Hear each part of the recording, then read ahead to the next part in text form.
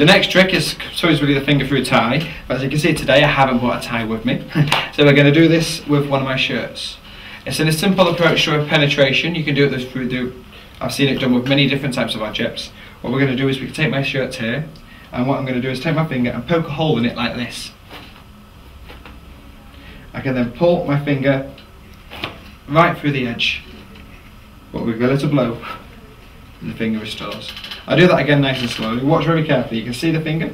I'm going to tear it right through the shirt, and I'm going to yank it straight out, but the shirt should remain in one piece. This is an optical illusion once again. You're exchanging one finger for the other. You rest one finger on the top of the shirt. Usually I've got this at a small angle. When I do this with my tie, which is what I usually do it as, you just use the edge of the tie and you curl it over. But this one, once you're here, you've got your, I'll turn to this angle, this finger is hiding behind the shirt and this finger is on top of the shirt. When I bend the curl over the shirt like this, it means the index finger behind it looks as though it's protruding from the shirt, as though it was the same shirt. I can then push the finger right out, and you shouldn't do that. When you do that, you as though tear the finger straight out, and as you do so, you curl in this index finger and let this first finger come out. Do it again. Somewhere like that. That's finger through tie, or finger through shirt as it was just then. Magnetic fingers. This is another classic psycho-hypnosis trick.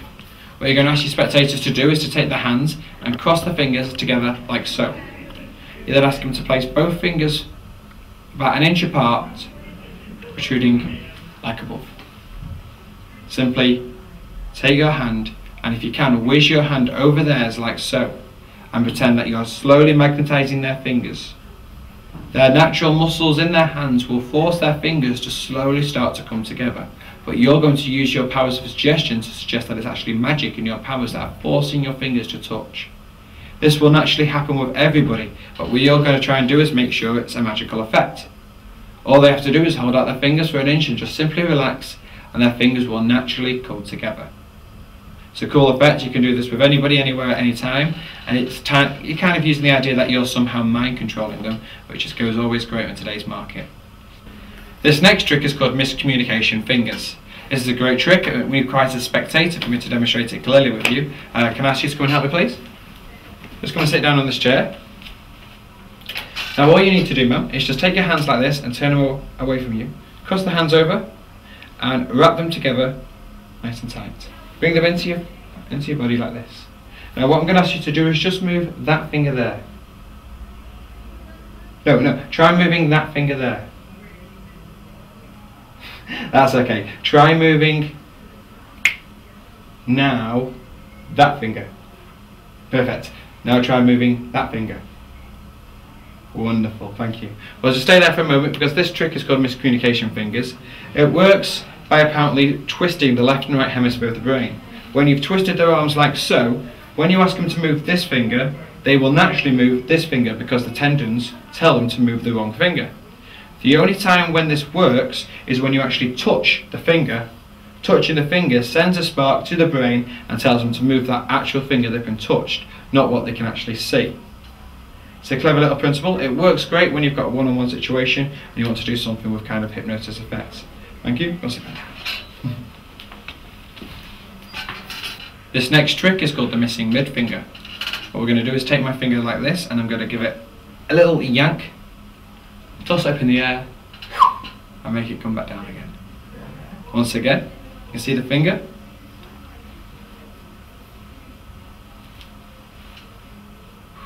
There's a few other effects with this you can do. If I take the little finger like so, I can show you the hand fingers missing. This is a very simple trick. It's amazing that it actually works, believe it or not, but it does work. All I'm doing is I'm taking the finger and I'm just bending this finger into the hand. At the cover with this hand, I'm supposed to be taking the finger, throwing it up in the air and catching it. The added subtlety to this trick is when I supposedly have taken the finger, I can flash this hand by separating the fingers like so. I simply allow this finger to stretch back up, separate the two fingers into two pairs, and they can see this gap So they actually believe the finger is actually missing. And then I quickly push the finger back into place when I come back out front.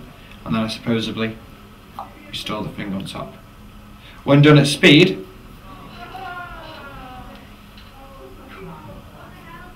it just simply looks like the finger's been taken off. You're showing both sides of the hand and then restoring it.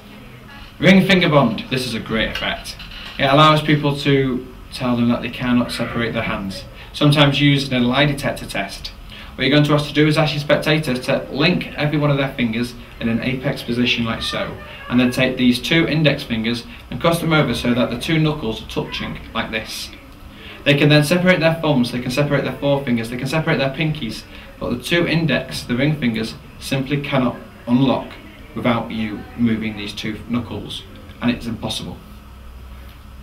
You can move every single one. Try it yourself, you'll find you cannot move those two index fingers, they will remain touching.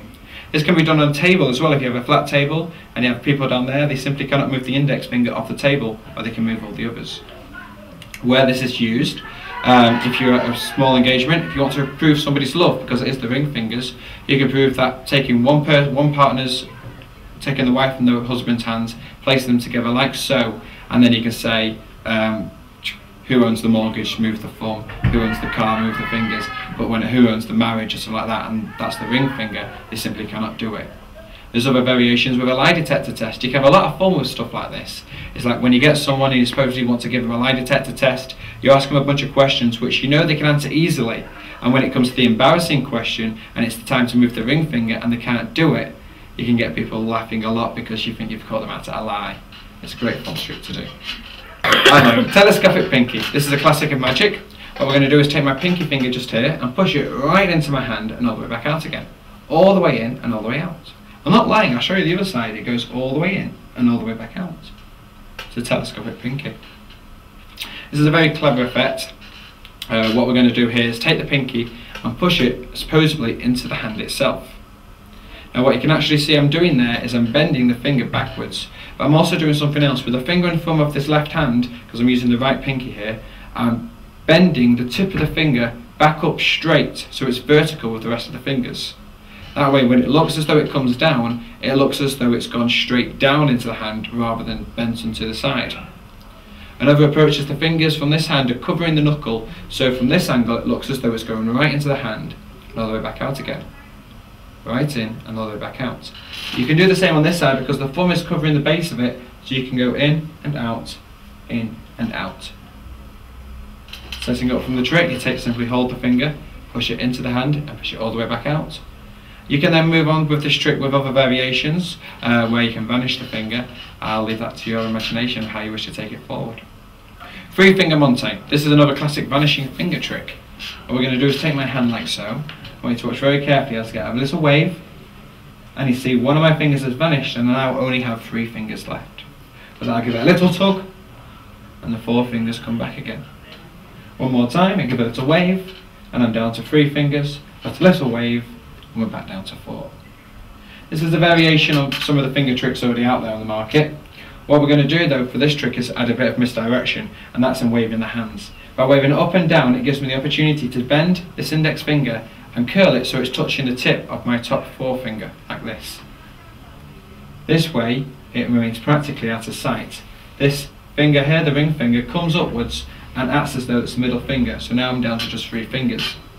This is all done under the cover of movement, and if you keep the hand moving just ever so slightly, it helps the effect that it helps them stop to see anything from behind it. Because my fingers are so big, there's some other finger tricks which I simply cannot do, but by adding movement, it allows an optical perspective so that people cannot see really the other finger.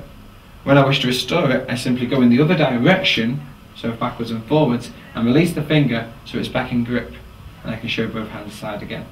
If I was to keep on this, I could probably flash the other side, but I don't usually bother. No one's actually questioned it. They just see three fingers and they're kind of shocked, wondering where the other finger's gone before I make it reappear. That was three finger Monte. So I'm going to take this little pinky here, give it a little cover, and the pinky should completely vanish. I will show you both sides of the hand, and you can see with a little tug the pinky returns. This is another variation on a classic finger trick. What we're trying to do here though is show both sides of the hand. Usually in combination with the telescopic pinky, because I'm already in the position, Once I'm here, I simply tuck the pinky behind the ring finger of the hand. You can see, you will still be able to see the finger, or at least with my hands anyway, you can still see the bottom corner of the pinky being stretched into position. A few ways to get around this is to tilt the hand slightly. It allows a more clear, unobstructed view so that they can actually see the gap.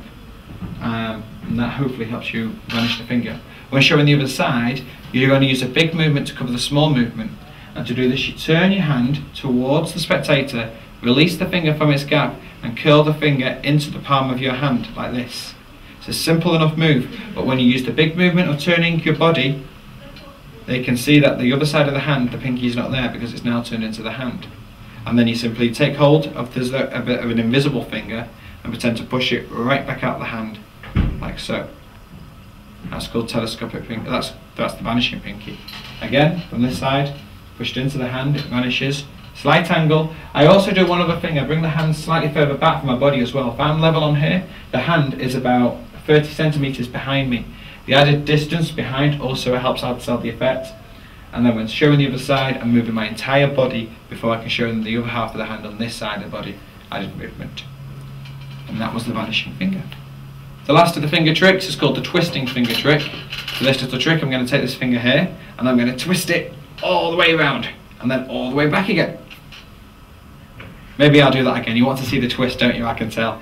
Well, I'll take my finger here and I'll twist it all the way around so you can see the twist in the finger. Ooh. I'll push it back again. Let me do that one more time, nice and clearly for you. I'm going to take the finger here, I'm going to twist it all the way so you can see the twisted backwards. We'll push it backwards. Ooh. This is a trick still slightly in the workings, but it has some great responses. All I'm going to do is take this index, I think it's the index finger of this left hand. I'm going to pretend to twist it first and then pretend to twist it back. So nothing's actually happened. But to the spectators, they would like to see the twist. On this effect, when I take it here, I'm going to turn and rotate the left hand, and the right hand simultaneously allows the index finger of this hand to curl under and take the place of that finger as the finger hides behind there. I don't know if this is slightly complicated, so I'll go with this hand here. We're crossing the fingers so that the index finger goes behind the forefinger of the left hand, and this index finger of the right hand is going to place in between the gap, so it looks as though a finger has twisted all the way around. With this thumb, I'm kind of grasping the whole lot and twisting out, restoring the finger. So from here, I'm twisting my hands, letting my finger slip into gap and come back to there before I twist out onto that finger. One more time, twisted in and twisted out. So twisting finger trick.